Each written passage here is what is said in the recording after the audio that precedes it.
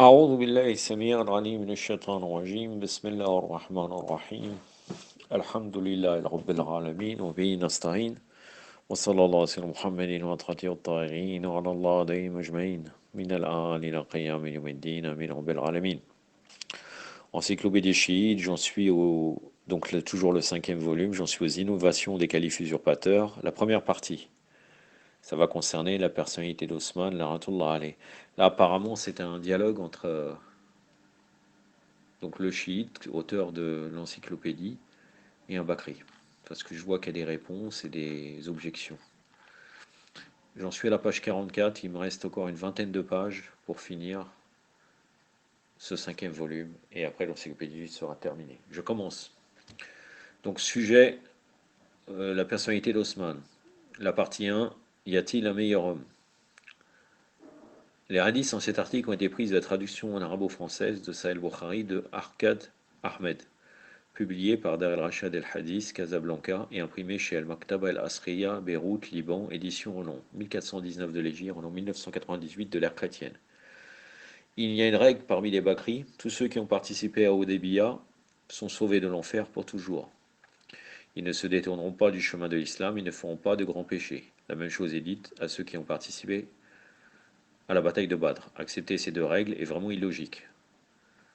Donc là, Osman, il n'a pas participé à la bataille de Badr. Il abandonna le prophète à la bataille de Uhud. Il n'a pas assisté à l'engagement d'El Ridwan au Débiya. Il n'était pas témoin de cet événement.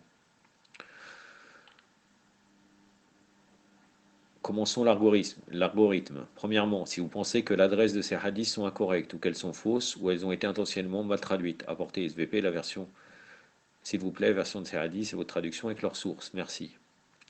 Deuxièmement, lisez s'il vous plaît le hadith suivant, le même également relaté dans le volume 5, numéro 3698. Veuillez lire ce hadith soigneusement et nous dire si vous êtes satisfait des réponses d'Ibn Omar dans ce hadith. De toute façon, oui ou non, veuillez évaluer s'il vous plaît la position d'Osman parmi les sahaba du prophète sallallahu alayhi wa sallam. Par exemple, comment vous comparez Osman à ceux qui ont participé réellement à la bataille de Badr, puis ceux qui n'ont pas fui à Uhud et ont participé au Débiya. Veuillez me donner vos explications telles que je comprends vos sentiments envers lui. Appelez s'il vous plaît tous les Sahaba qui ont accompli les trois choses suivantes en même temps. Ils ont participé à Badr. Donc là, citez-les. Ils n'ont pas fui à Uhud, ils ont participé au Débiya. Je sais combien ont participé à l'un de ces événements individuellement, mais seulement quelques-uns qui ont agi à ces trois faits. Veuillez les citer, apportez vos références aussi bien, merci. Donc là, c'est un Bakri qui est en train d'écrire. Quatrièmement, est-ce que ces personnes du 3 furent toutes vivantes lors du califat d'Omar? Si oui, qui d'eux aurait été choisi en tant que son successeur? Sahih Bukhari, volume 5, numéro 3698, Osman ibn Mawib relate. Un Égyptien qui est venu exécuter le Hajj à la Kaaba a vu la séance de certaines personnes. Il demanda qui sont ces personnes. Quelqu'un a répondu, ils sont de la tribu de Quraysh. Il a continué, qui est ce vieil homme s'asseyant parmi eux? Le peuple a répondu, c'est Abdallah ibn Omar. Il a dit, oh Ibn Omar, je vais vous interroger au sujet de quelque chose. Répondez-moi à son sujet, vous savez qu'Osman s'est sauvé le jour de la bataille d'Uhud. Ibn Omar a indiqué oui. L'homme égyptien a dit, vous savez qu'Osman était absent le jour de la bataille de Badr et ne l'avait pas joint. Ibn Omar a répondu oui. L'homme a dit, vous savez qu'il n'a pas assisté à l'engagement d'El Ridwan et ne fut pas témoin de cet événement. Ibn Omar a indiqué oui. L'homme a dit, Allahu Akbar. Ibn Omar a répondu, laissez-moi vous expliquer ces trois choses. Quant à l'abandon du jour de Uhud, je témoigne qu'Allah l'a excusé et l'a pardonné. Donc là, Ibn Omar va trouver, va trouver des circonstances atténuantes à Osman. Quant à son absence à la bataille de Badr, il était dû au fait que la fille de l'apôtre d'Allah était son épouse et fut malade. L'apôtre d'Allah lui a dit, vous recevez, sallallahu alayhi wa sallam, vous recevez la même récompense et partie du butin comme ceux qui ont participé à la bataille de Badr si vous restez avec elle. Quant à son absence de Al-Ridwan, l'engagement de l'allégeance, s'il y avait une personne dans la Mecque davantage respectable que Osman, il était envoyé comme représentant. L'apôtre leur envoyé au lieu de lui. Aucun doute, l'apôtre d'Allah l'avait envoyé. Il s'est produit après qu'Osman soit allé à la Mecque. L'apôtre d'Allah lui a donné son allégeance par l'énonciation, ceci est la main d'Osman, et donna son engagement d'allégeance au nom d'Osman. Alors Ibn Omar indiqua à l'homme, tu peux partir maintenant en emportant avec toi ces éclaircissements. Donc là, c'était un article de Haris Saïd Ali concernant l'abandon des compagnons à la bataille d'Uhud. La chose qui me fascine, c'est que vous distribuez l'attribut sur l'infaillibilité à qui vous voulez, n'acceptez pas ceux des Sahaba auxquels Allah a pardonné lui-même, voir Surat Ali Imran, et fut satisfait d'eux. Examinez la sourate Muhammad sallallahu alayhi wa Tawbah ainsi que d'autres où ils iront au paradis sur la promesse d'Allah. Le paradis n'est pas seulement pour un infaillible. Donc qu'est-ce que répond l'auteur chiite? Premièrement, ce verset est choisi par des frères Bakri à plusieurs reprises. Le verset est parfait en tant qu'il a été révélé par Allah, mais votre arrangement sur ce verset a besoin au moins de 300 lignes pour couvrir son explication et interprétation. Désolé que je n'aille pas faire cela en ce moment. Deuxièmement, vous dites que les Sahabas sont faillibles. C'est un point que je voulais adresser. Puisqu'ils sont faillibles, vous seriez aimable de répondre aux questions suivantes. Petit a, s'était-il jamais trompé en invoquant le nom du prophète, sallallahu alayhi wa sallam, relater les hadiths? B. N'ont-ils pas commis de grands péchés tels que des massacres, des assassinats, la fornication, l'adultère et ainsi de suite? C. Ont-ils toujours été loyaux au prophète sallallahu alayhi wa sallam? D. N'avaient-ils pas ajouté des innovations aux lois islamiques? E. N'avaient-ils pas interdit d'accomplir aux autres les lois islamiques? Mes réponses aux questions ci-dessus seront avec des références. Comme vous, je peux contredire vos évidences si vous n'êtes pas d'accord à mes articles. Veuillez soutenir vos réponses. Veuillez argumenter vos réponses. Merci. Veuillez nous donner quelques exemples réalistes sur l'explication de infaillible. Haris Saïd Ali continua sur Osman qui ne prit part à la bataille d'Obadr. Vous avez déjà mis la réponse à ceci au fond de votre article que vous jugez correct. Réponse. Je remarque que vous et d'autres avez un certain petit problème pour comprendre les questions-réponses dans ce hadith. Laissez-moi d'abord les analyser pour vous. Puis je vous donnerai une référence pour comprendre la positivité de la phrase. Savez-vous qu'Osman s'est sauvé le jour de la bataille d'Uhud? Ibn Omar a indiqué oui. Que comprenez-vous de cette conversation? Une personne demande si 2 plus 2 devient 10. Et l'autre personne dit oui. Que veut dire ceci? Maintenant, laissez constater les questions et réponses ci-dessus. Si vous aurez soigneusement vos yeux, vous verrez qu'Ibn Omar indique qu'Osman s'est sauvé de la bataille d'Uhud. D'autre part, savez-vous qu'Osman était absent le jour de la bataille de Badr et ne l'avait pas rejoint? Ibn Omar a répondu oui. Il n'y a qu'une seule conclusion. Osman était absent le jour de la bataille de Badr. Ibn Omar témoigna de cela. Savez-vous qu'il n'a pas assisté à l'engagement d'El Ridwan et n'était pas témoin de l'engagement de Hudaybiyah? Ibn Omar a dit oui. Comprenez-vous cette réponse significative? Il signifie oui. Osman n'est pas assisté à l'engagement d'El Ridwan et n'est pas témoin de ce fait historique. Maintenant, si vous ne voulez pas accepter facilement ma simple logique, lisez ce qui suit et remarquez maintenant ce qu'est une phrase positive. Sahih Bukhari, volume 4, numéro 3130, Ibn Omar rapporte Osman n'a pas joint à la bataille de Badr parce qu'il a été marié à l'une des filles de l'apôtre et qu'elle était malade. Ainsi, le prophète lui a dit vous obtiendrez une récompense et une part du butin de guerre semblable à la récompense et à la part de celui qui a participé à la bataille de Badr. Il est vraiment injuste de devoir apporter une autre référence afin de montrer que la signification positive de la conversation entre l'Égyptien et Ibn Omar soit valide. Et aucun de vous jusqu'ici n'a apporté n'importe quelle référence dans vos articles.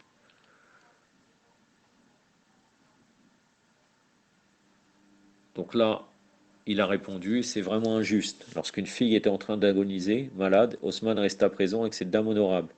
À Bad, les Sahaba étaient seulement 314 à participer, il n'y avait pas de militaire officiel. 313. Quand le prophète sallallahu alayhi wa sallam a entendu les nouvelles de la caravane, il déclare aux Sahaba qui étaient en mesure d'aller avec lui pour prendre la caravane, non pas qu'ils doivent retourner à Médine pour obtenir leur chameau. Osman, par instruction de son beau-père, resta avec la fille du prophète. D'ailleurs, je prends le rapport ci-dessous comme une insulte au prophète, parce que si le prophète était avec amabilité Osman, pourquoi vous dépréciez la décision du prophète qui ne vous convient pas? Donc ça, c'était le Bakri qui a répondu. Réponse. J'ai lu et j'ai su vos réponses aussi. Vous n'avez pas besoin de vous tracasser. Vous n'avez pas compris ma question. Comment une personne ayant participé à la bataille de Badr pour des raisons diverses peut avoir le même statut que les autres combattants de la bataille de Badr? Vous voulez que j'apporte plus de références? C'est très bien. Sahih Bukhari, volume 5, numéro 3954. Ibn Abbas relate ne sont pas égaux mérites ceux des croyants qui demeurent dans leur foyer sans risque. C'est le verset 4. Non, c'est la sourate 4, le verset 95. Sourate An-Nisa.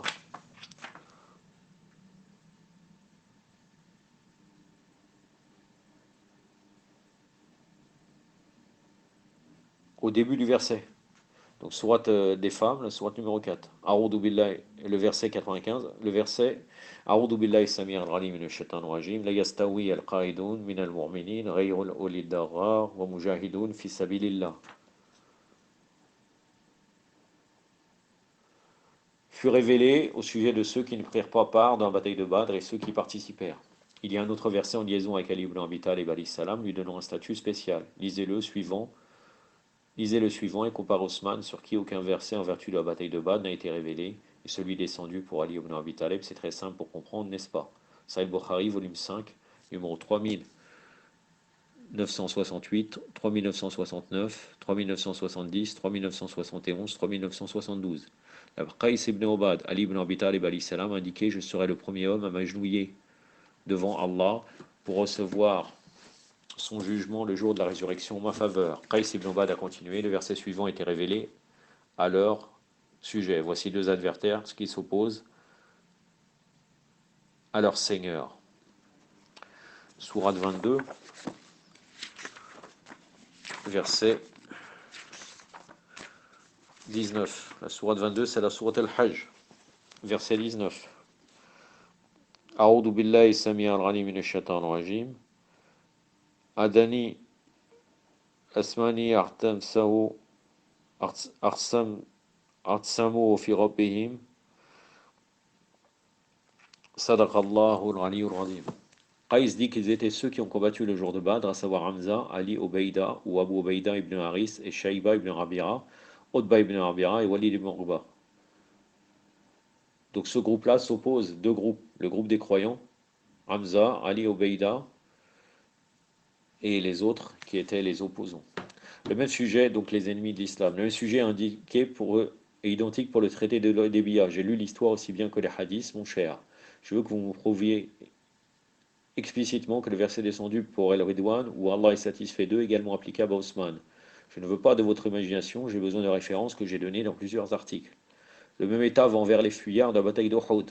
Haris Saïd Ali qui répond: où voulez-vous aller? C'est une insulte. Je souhaite que vous m'ayez insulté ou que vous m'attaquiez personnellement que de le faire sur le prophète sallallahu alayhi wa sallam sans jugement. Réponse: je suis désolé de vous dire cela, vous ne comprenez pas ce qu'est une insulte. Je ne comprends pas pourquoi certains de mes frères et sœurs sunnites, donc Bakri, ne comprennent pas ce mot correctement. Haris Saïd Ali répond: pour votre franc-parler, non une information, il est un verset dans Surat Ali Imran. Ceux qui se sont sauvés quand les deux foules se sont rencontrées ont été seulement provoqués par le démon et à cause de ce qu'ils ont fait, accompli, mais Allah est celui qui pardonne. Réponse: vous n'avez même pas pris la peine de regarder le livre saint d'Allah. Peut-être que vous n'avez seulement exposé du chapitre 3 les versets 152 et 155. Vous devez lire les versets 152 à 156. J'aurais souhaité mourir que d'être parmi ces fuyards. Allah pardonne les êtres humains car c'est sa pitié. Allah a pardonné plusieurs Sahaba lors de la mission prophétique. Allah a pardonné aux trois individus qui se sont sauvés lors de la guerre de Tabouk. Vous pourriez souhaiter être l'un de ces trois qui n'a pas suivi l'ordre du prophète et finalement qu'Allah a pardonné. Cependant, ma question n'était pas d'être celui qui prendrait la place de la miséricorde d'Allah. Je vous ai demandé de comparer les fuyards en Uhud avec ceux qui restèrent constants. Comment les évaluez-vous? Haris Saïd Ali répond: concernant l'absence d'Osman, un engagement d'El-Ridwan au Débia et n'était pas témoin de ce fait. Ce n'est pas vrai, c'est un mensonge. Que voulez-vous dire par n'a pas assisté? Réponse: tout simplement qu'il n'était pas physiquement présent dans ce secteur lorsque les compagnons ont donné leur main au prophète. Je veux que vous me répondiez avec des preuves si le verset sur Al-Ridwan soit applicable sur lui ou pas. Si vous me répondez oui, alors s'il vous plaît apportez vos preuves des Sahihain, donc Bukhari ou Muslim. Merci. Je me rends compte que la générosité, d'après vos références du prophète envers Osman, puisqu'il aurait reçu les mêmes mérites que les combattants de Badr. Je voudrais que vous me donniez une référence où le prophète sallallahu alayhi wa sallam récompensa Osman. Par Osman, vous avez été récompensé comme ceux qui ont participé à Rodouane. Haris Saïd Ali: quand référence, je ne m'assis pas sur un monticule et je n'ai pas consacré de ressources comme vous le démontrez. Mais je suis sûr que vous faites une analyse trop rapide sur vos données et les sélectionnez, interprétez hors de son contexte. C'est pittoresque. Vous asseyez sur rien du tout. Vous ne savez même pas où vous mettez vos pieds. Je suppose que c'est une question problématique pour les chiites qu'Osman fut marié à deux filles du messager d'Allah. Réponse: croyez-vous que le mariage avec les deux filles du prophète sallallahu alayhi wa sallam aide Osman sur les sujets que nous étudions? Puisque je me repose sur un monticule des sources, je vais vous offrir d'autres évidences afin que vous vous rendiez compte que le rapport matrimonial ne procure aucun avantage, ni à l'un ni à l'autre. Le couple. Noé alayhi wa abdallah salat ala Muhammad wa ali Muhammad, Noé a eu un fils. Et Allah a annoncé que son fils n'est pas lié à lui. Allah a déclaré que son fils ne faisait pas partie de sa famille. Je ne comprends pas pourquoi vous ne compreniez pas ces simples versets du Coran. Sahih Bukhari, volume 4, numéro 3152. Jouber ibn Mut'im rapporte: Osman ibn Affan a interrogé le prophète sallallahu alayhi wa sallam: ô apôtre d'Allah, vous avez donné la propriété au Bani Abdel Muttalib, vous ne nous avez rien donné, bien que nous ayons le même degré de rapport avec toi. Le prophète a répondu: seulement les Bani Hachem et les Bani Al-Muttalib sont considérés étant une même chose. J'espère que vous pourrez vous apercevoir et comprendre que le prophète a honoré les Bani Al-Muttalib et Bani Hachem différemment d'Osman et sa famille. J'en ai terminé. La prochaine fois, ce sera création de nouvelles prières islamiques lors du voyage. Et ça sera au corps.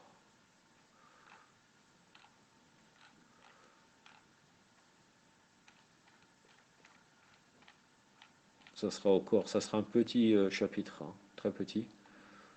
Je pense que je ferai deux parties en une même journée. Mais je les séparerai pour faciliter pour le frère qui les mettra sur YouTube. أكتفي بهذا القدر وصلى الله على سيدنا محمد وعلى آله وصحبه وسلم عليكم ورحمة الله